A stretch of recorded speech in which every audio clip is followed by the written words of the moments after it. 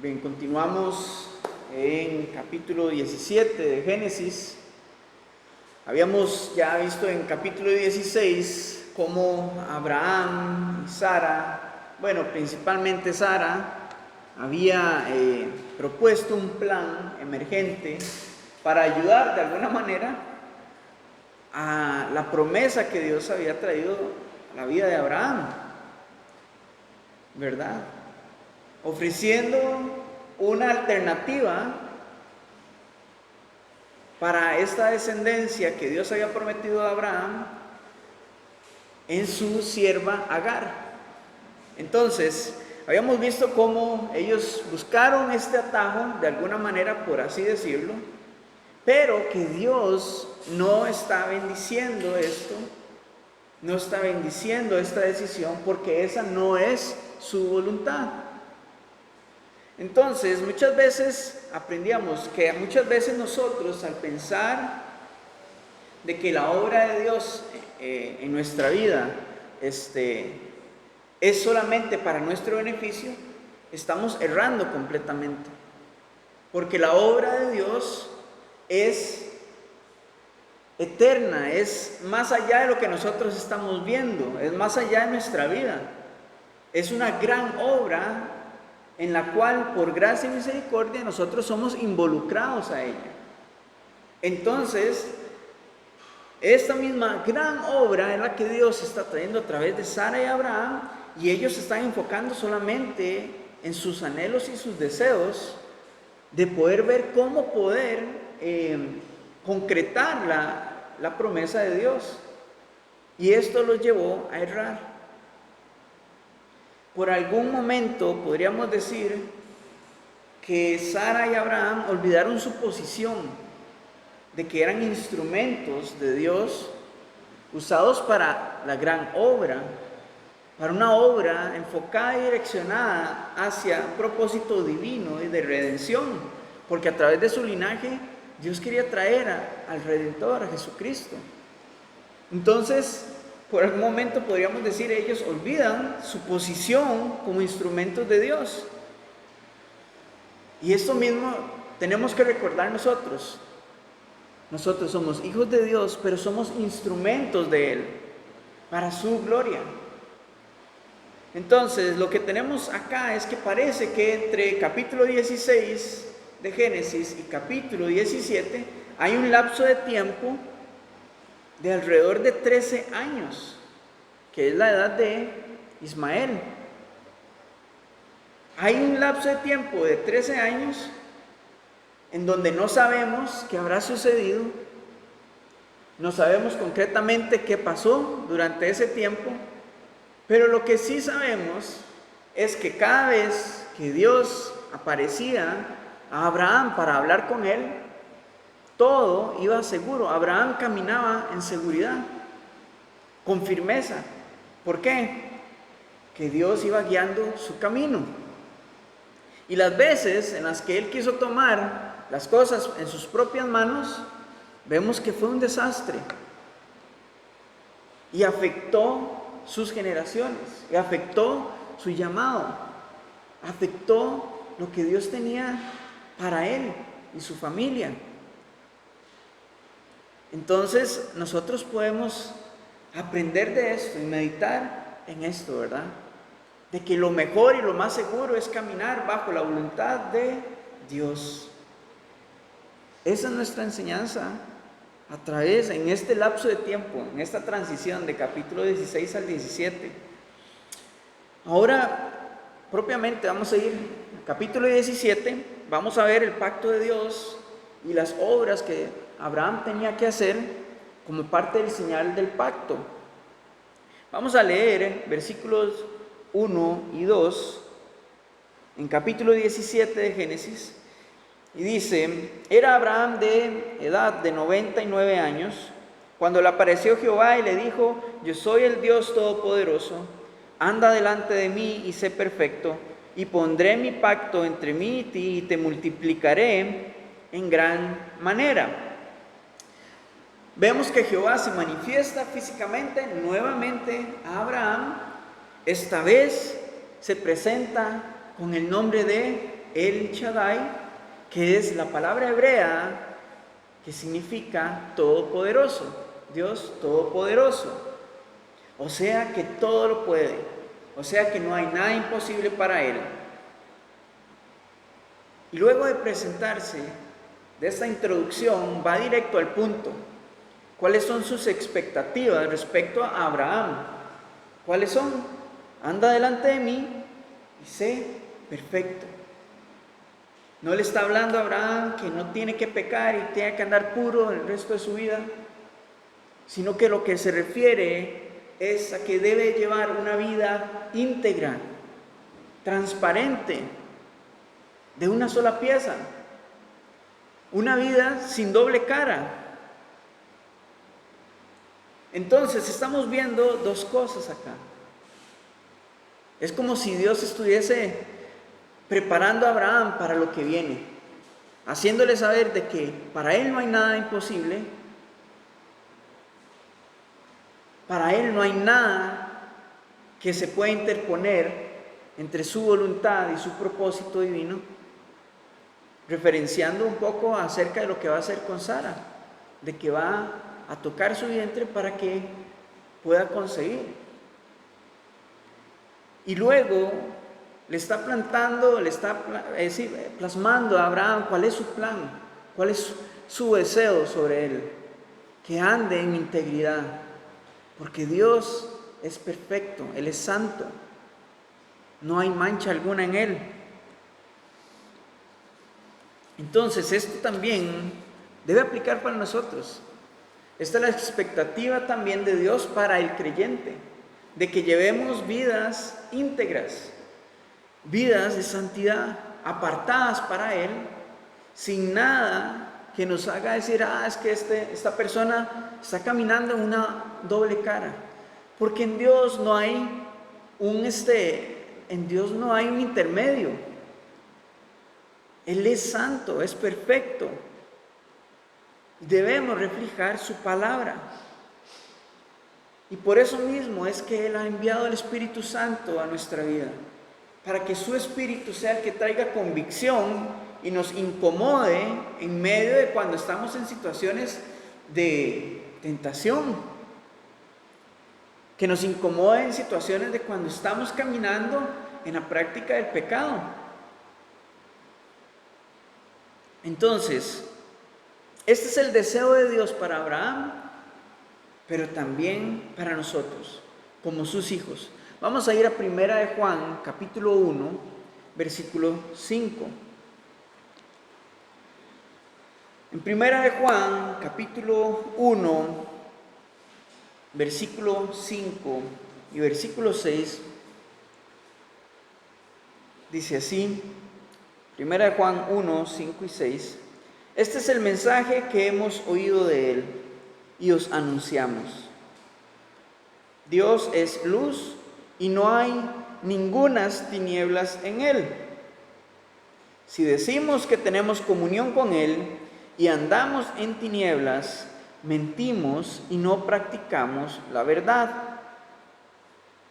Creo que es muy claro, me parece que es muy claro, ¿verdad?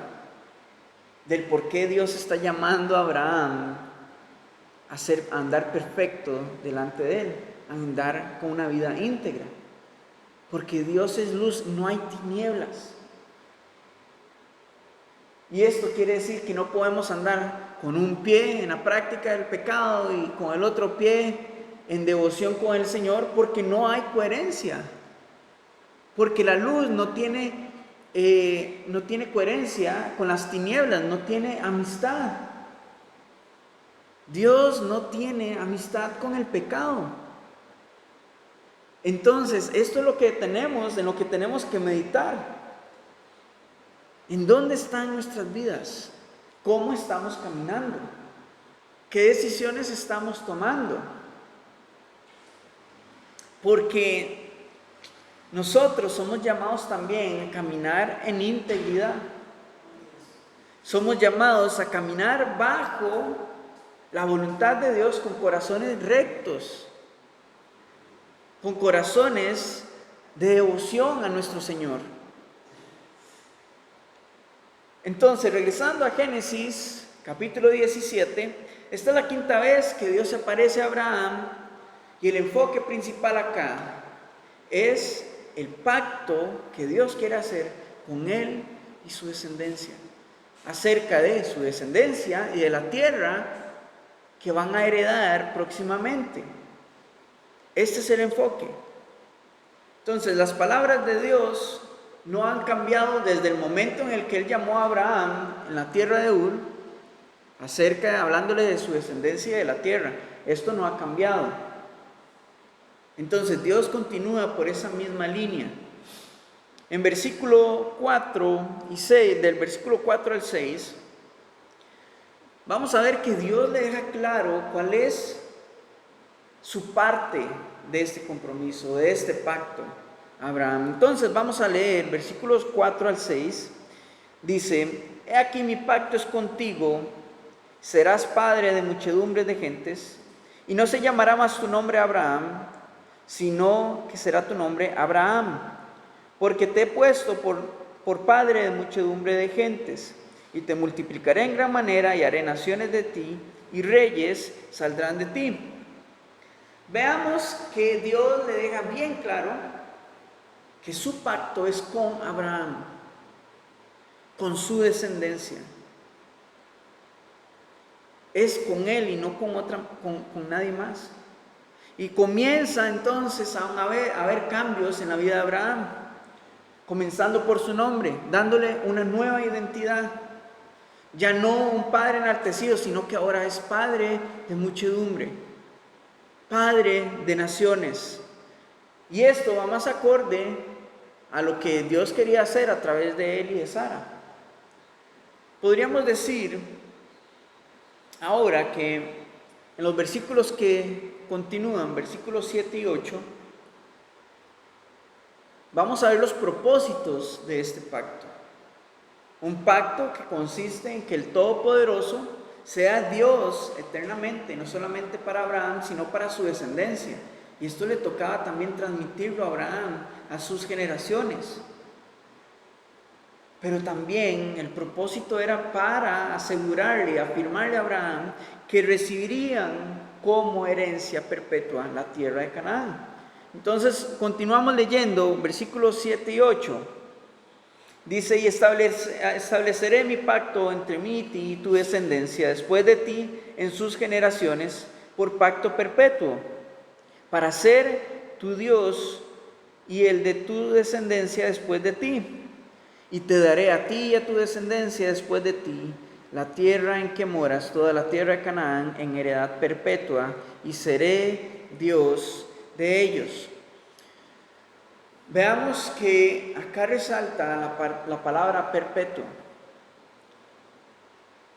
Dios no quería una relación con Abraham, o no quería ser Dios de Abraham y su descendencia por lapsos de tiempo, sino de manera perpetua, eterna, constante. Dios no quería partes de sus vidas, sino que quería todas sus vidas. Con el tiempo y a través de la historia sabemos de que el pueblo de Israel fue infiel a esto. Se inclinó a otros dioses, se mezcló con otros pueblos, pero Dios siempre permaneció fiel a esto. ¿Qué podemos aprender de esto para nuestras vidas hoy? Que debemos de tener claro que Dios quiere toda nuestra vida, no lapsos de nuestra vida. Él quiere tener una relación eterna, completa, por siempre con nosotros. Ese es su deseo, su anhelo. Por eso mismo, Él envió a Jesucristo a esa tierra, para que nosotros pudiéramos tener esta reconciliación y esta relación con Él. No de manera ocasional, sino continua. Aún así, sabemos de que el hombre ha sido infiel. Nosotros hemos sido infieles con nuestro Señor. Pero gracias a Dios por su gracia y su misericordia, su fidelidad no depende de nuestra fidelidad. Nuevamente, su fidelidad no depende de nuestra fidelidad, porque Él es Dios y sus palabras son firmes y su promesa es fiel en cumplirse. Él es fiel, pero eso sí, esto no quiere decir que tenemos, toda una vida para tratar de esperar cuál es nuestro tiempo de ponernos a cuentas con Él. Que no nos agarre tarde si no hemos caminado con rectitud delante de Él. Ahora, hasta acá en versículo 8 tenemos lo que les decía, como la parte de Dios en este compromiso, en este pacto con Abraham. Ahora, a partir del versículo 9, vamos a ver lo que le toca a Abraham hacer. ¿Cuál es su parte? ¿Cuál es la parte de los hombres dentro de este pacto? Entonces, vamos a leer versículos 9 y 10, donde dice: dijo de nuevo Dios a Abraham: en cuanto a ti, guardarás mi pacto, tú y tu descendencia después de ti por sus generaciones. Este es mi pacto, que guardaréis entre mí y vosotros y tu descendencia después de ti. Será circuncidado todo varón de entre vosotros. Esto es la señal del pacto. Es como decir el sello de la fe de Abraham. No que su justificación dependiera de la circuncisión, sino que como él tuvo fe y le fue contada por justicia, ahora Dios está estableciendo una señal de este pacto en la circuncisión. Esto es lo que estamos viendo. Esta era una de las condiciones de que debería de guardar este pacto fielmente él, su descendencia por generaciones. Y de nuevo, el sello sería la circuncisión. Ahora, esta era una práctica común dentro de las culturas en este tiempo, ya fuera como una manera de rito, de iniciación, o también como una manera de higiene física. La diferencia de esta práctica con lo que estamos viendo dentro del pacto de Dios con Abraham, la diferencia está en la intervención divina. Porque este acto lo que estaba marcando era la pertenencia a la casa de Abraham, la separación de esta familia para comenzar a formar el pueblo de Dios. Y también este acto era un recordatorio físico que iba a estar en sus cuerpos de la necesidad de caminar en limpieza, en integridad delante de Dios. Entonces, tres cosas que vemos acá. Este acto simbolizaba la pertenencia a la casa de Abraham, parte del pacto, la separación de esta familia para comenzar a formar la nación de Israel, y también una señal, un simbolismo de pureza, de purificación, de la necesidad de limpiar sus corazones de la práctica del pecado.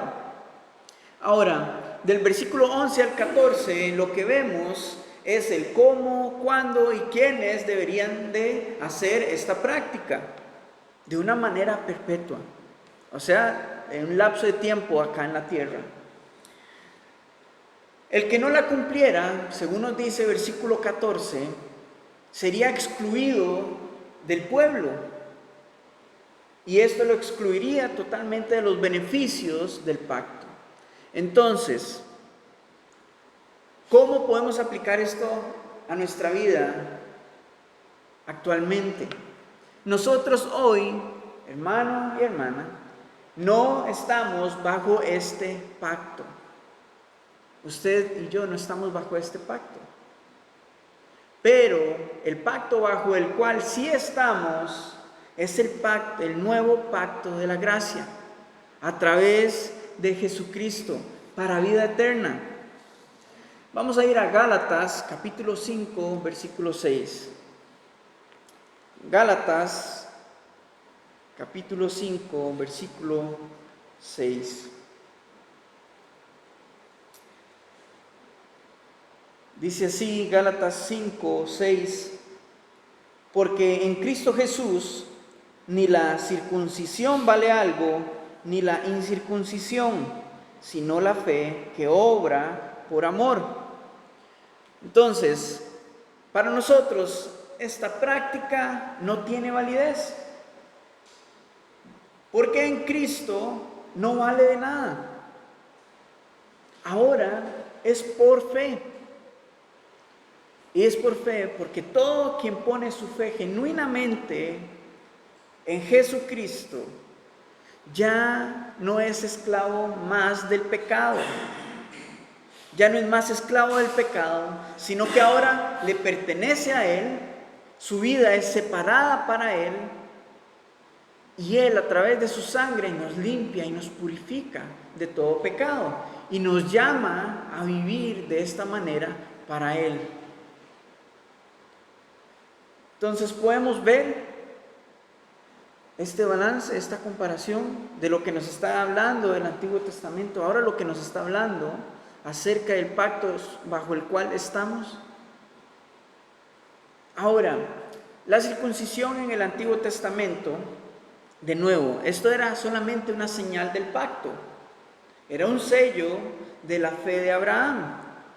Lastimosamente, con el tiempo, esto se convirtió en un acto religioso, principalmente dentro del pueblo de Israel, en donde muchos se enfocan más en esta señal del pacto y en las obras del pacto que en el Dios del pacto. Y por eso es que en el Nuevo Testamento hay una lucha constante y una confrontación constante de Jesucristo con los fariseos, con los escribas. Y luego los discípulos, y Pablo escribe sus cartas de esta manera, enfocados en esta discusión que había con los judaizantes, porque querían establecer la circuncisión como parte necesaria, como un requisito para la salvación, lo cual no era así. Entonces,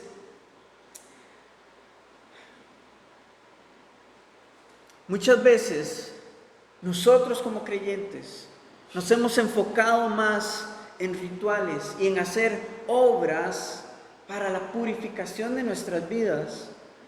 Hemos enfocado más nuestra vida en las obras que en el Dios que obra en nosotros, pensando de alguna manera que a través de las obras podemos calmar nuestra conciencia y decir, no, es que yo estoy yendo a la iglesia y entonces ya el Señor me tiene en cuenta para su obra, pensando que erróneamente a través de las obras tenemos salvación, cuando en realidad nuestras vidas continúan estando marcadas por la práctica del pecado. De nuevo, no es que no pequemos, sino el problema está en la práctica, en el vivir en tinieblas.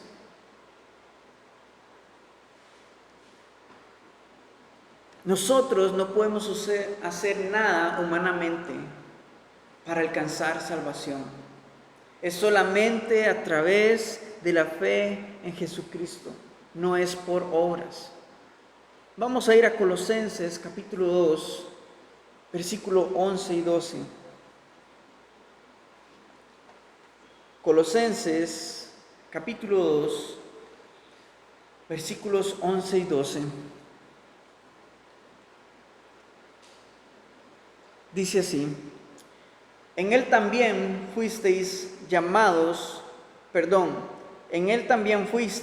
circuncidados con circuncisión no hecha a mano, al echar de vosotros el cuerpo pecaminoso carnal en la circuncisión de Cristo, sepultados con Él en el bautismo, en el cual fuisteis también resucitados con Él, mediante la fe en el poder de Dios que le levantó de los muertos. Lo que nos está diciendo estos versículos es que todo aquel que pone su fe en Jesucristo y se arrepiente genuinamente de todo corazón, ya ha sido circuncidado espiritualmente por fe.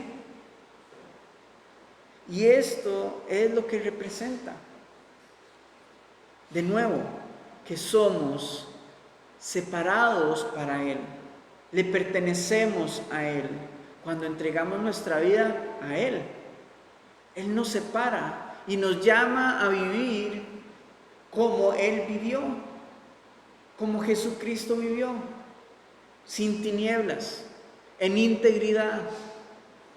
A esto somos llamados, teniendo el entendimiento de que hemos nacido de nuevo y que ya la antigua vida de pecado debe quedar atrás, porque Él ha circuncidado nuestro corazón, ha separado nuestra vida y nuestro corazón del pecado carnal, de vivir vidas de práctica de pecado.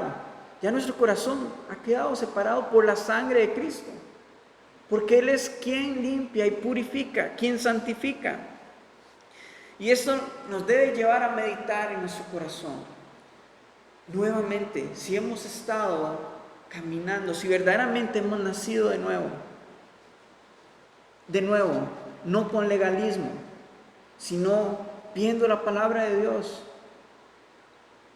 Porque la palabra de Dios muchas veces es áspera para nuestra vida.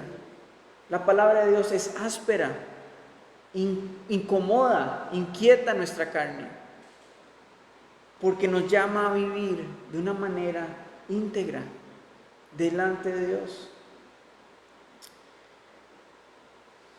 Y gloria a Dios por eso, porque de nuevo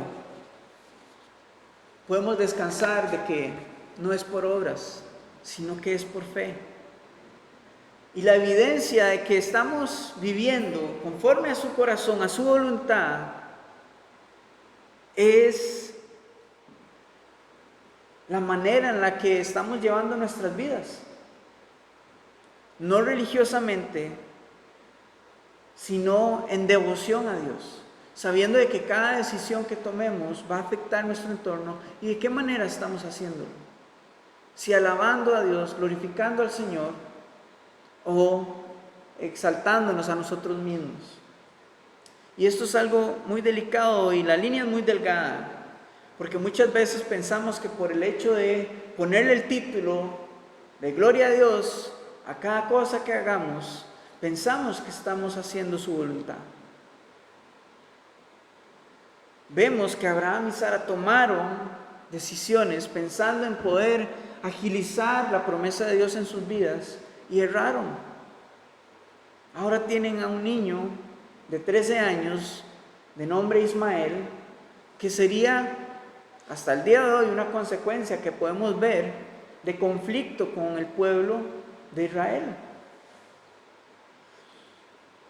Entonces, si no hemos caminado rectamente delante del Señor, hoy es la oportunidad para poder venir delante de Él y retomar con Él nuestra relación constante, no por lapsos. Él quiere todo en nuestra vida. Vamos a continuar con Génesis, porque a partir del versículo 15 en adelante, el enfoque comienza a cambiar un poquito respecto a la vida de Abraham. Ahora le va a hablar acerca de Sara, su mujer. Y aquí es donde vamos a ver detalles de la promesa y la obediencia de Abraham. Comienza diciéndonos en el versículo 15 que el nombre de Sara ya no será Sarai, ahora será Sara, princesa, más acorde al llamado que Dios le está haciendo a Abraham, porque él necesita una ayuda idónea. Él necesita que ambos estén en una sola carne, en unidad, en una misma comprensión. Y ahora ella será llamada Madre de Naciones. y Abraham padre de muchedumbres, ¿verdad? Como que ahora podemos comprender que la pareja está en unidad, tienen un mismo destino. En versículo 16, Dios le ratifica a Abraham, para su consuelo y para el consuelo de Sara, que a través de ella Dios quiere traerle un hijo, a través de ella, dejándole claro que es por medio de ella, no de otra persona, no de otra mujer, que Dios quiere traer vida, que Dios quiere traer descendencia, que Dios quiere traer su promesa para Abraham. En Romanos 4, versículo 17, nos dice que Abraham creyó en aquel que da vida a los muertos y que llama las cosas que no son como si fuesen. Y es lo que estamos viendo acá, porque literalmente el vientre de Sara estaba muerto, era estéril, no podía dar vida, pero Dios lo usó, Dios hizo el milagro. Y para este momento que Dios le está diciendo, de ella descenderán naciones y reyes, no era algo realista en este momento, pero Dios estaba llamando las cosas que no eran como si ya fuesen, porque Él ya estaba viendo hacia adelante, hacia donde quería llevarlos. De esa misma manera Dios actúa en nuestras vidas. Lo que usted piensa que su vida no vale nada, que tal vez usted no tiene los recursos, usted no tiene de qué manera Dios puede usar su vida como un instrumento útil para Él, para su obra, es una mentira, es un engaño, porque Dios puede hacerlo. Él ya sabe a dónde quiere llevarnos, cómo quiere usarnos. La cosa está en que nosotros digamos, Señor, aquí estamos, úsanos conforme a tu voluntad. El vientre de Sara estaba muerto, Dios va a tocar su vientre para que nazca Isaac, y así también a través de él Dios pueda concretar su promesa. Entonces vamos a leer versículos 17 y 18, porque Dios continúa hablándole, pero antes vamos a ver la respuesta de Abraham ante estas palabras. Versículos 17 y 18 dice: entonces Abraham se postró sobre su rostro y se rió, y dijo en su corazón: ¿a hombre de 100 años ha de nacer hijo? ¿Y Sara ya de 90 ha de concebir? Y dijo Abraham a Dios: ojalá Ismael viva delante de ti. La risa de Abraham no era de burla, era más como de asombro, su reacción de: Dios, no sé cómo a un hombre de 100 años y a una mujer de 90 usted vaya a actuar de esta manera, de lo que me está diciendo. Esa es como su reacción, porque él no dijo esto, Dios vio su corazón. Y muchas veces así somos nosotros. Cuando vemos que Dios está haciendo algo que nosotros no tenemos explicación y no entendemos, es como: Dios, ¿qué es esto? No, de nuevo, nos saca una sonrisa, pero no de burla, es más como: no entiendo cómo se va a concretar lo que usted me está hablando, lo que usted me está diciendo.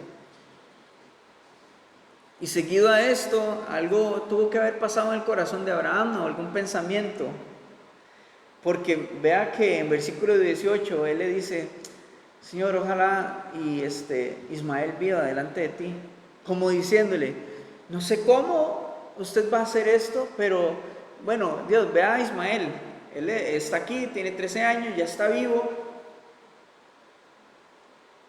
es parte de mi descendencia. Pero veamos lo que dice en versículo 19, cómo Dios responde a esto. Porque las palabras de Dios estaban enfocadas en su plan y su propósito divino, no en lo que no iba a traerle gloria a Él. Antes de leer este versículo, Debemos de saber de que Dios es celoso con su gloria. Ismael había nacido del plan de Sara, de su carne, de sus decisiones y su acuerdo con Abraham, no de la voluntad de Dios. Vamos a ver en versículo 19. Dios respondió: ciertamente Sara, tu mujer, te dará a luz un hijo y llamará su nombre Isaac, y confirmaré mi pacto con él como pacto perpetuo para sus descendientes después de él. Ciertamente con Sara, y si, para que no entrara en confusión, tu mujer, sí, con ella, Abraham, a través de ella es que yo te voy a dar hijo. Y lo nombra Isaac. Y es a través de él que yo voy a hacer mi obra, a bendecir mi obra, mi plan, mi propósito. No de Ismael, a través de Isaac. Muchas veces nos podemos identificar con esto. Nosotros buscando la bendición de Dios a nuestros planes, a nuestros sueños, anhelos, deseos, etc. Que tal vez no son malos, no son egoístas, etc. Pero no están bajo la voluntad de Dios. Y muchas veces, como Abraham, insistimos: Señor, bendice esto, por favor.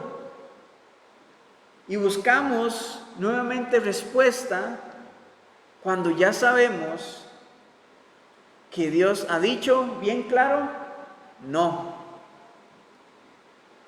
no es de esta manera. Este no es mi plan, esta no es mi voluntad.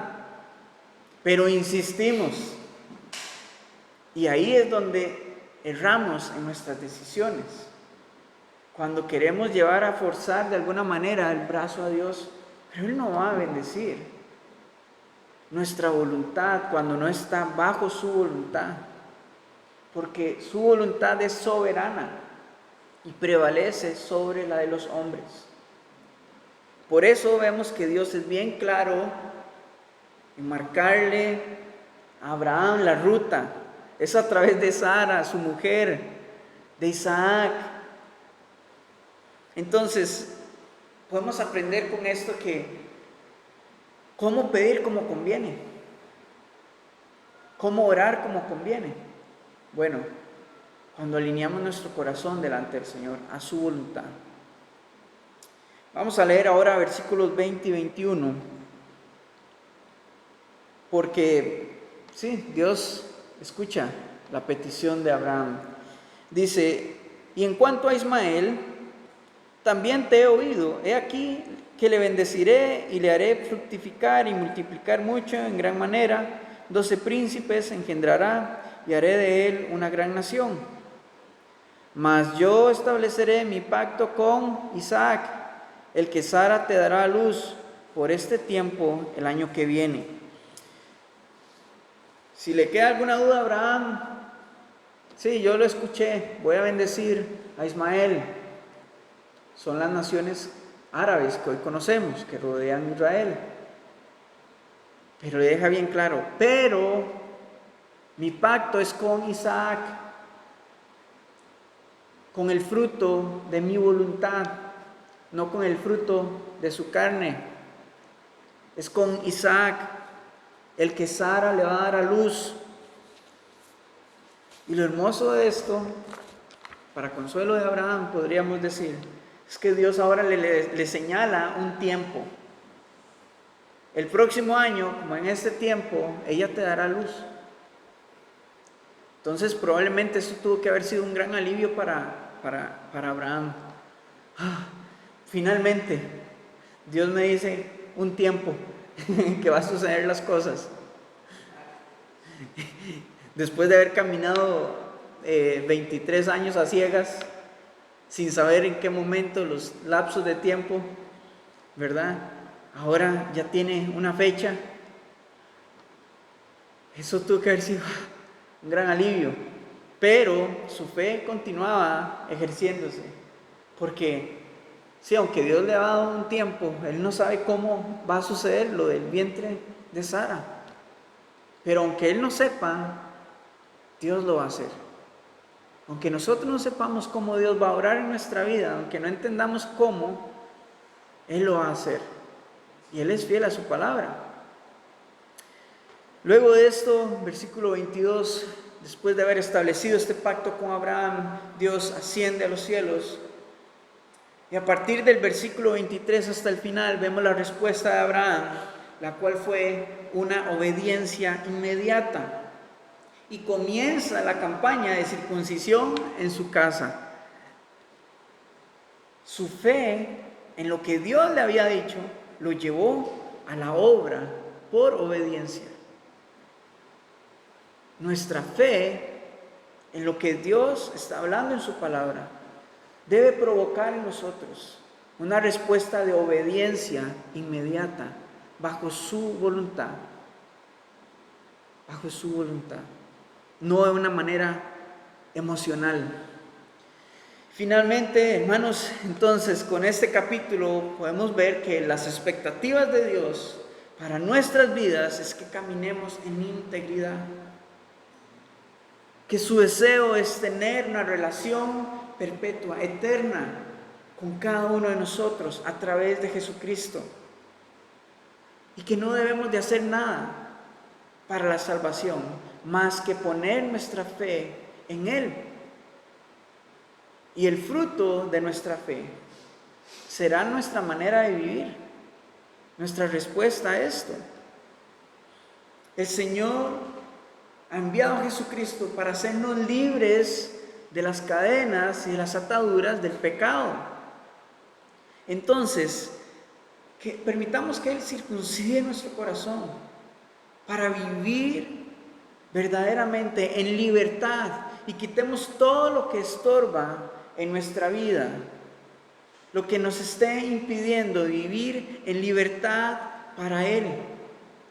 Porque a través de su sacrificio Jesucristo nuevamente nos ha separado para Él, nos ha sellado con su Espíritu, haciéndole saber a todo el mundo y a las tinieblas de que pertenecemos a Él y también somos santificados por Él para vivir vidas de rectitud,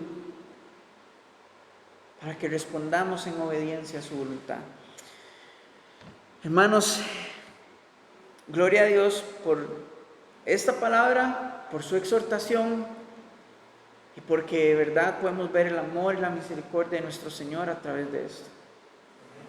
Y esto debe confortar nuestros corazones, debe alentarnos a saber de que el Señor, su amor es grande, su misericordia es inmensa.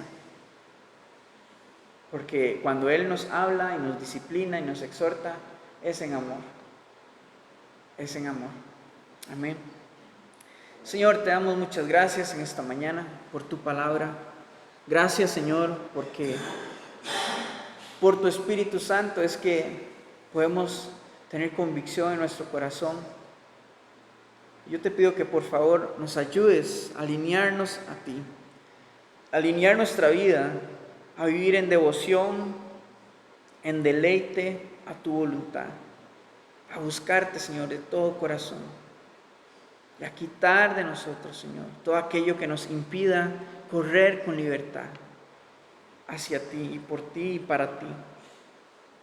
Gracias por tu Espíritu Santo, el cual es el sello de nuestra pertenencia a ti como hijos de Dios. Gracias por Jesucristo, en el cual tenemos circuncisión, Señor, espiritual de nuestros corazones, Señor, por su sangre. Te damos toda la honra a ti, Señor. Te pido que ayudes a tu iglesia a caminar en libertad y en integridad conforme a tu voluntad. En el nombre de Jesús oramos. Amén.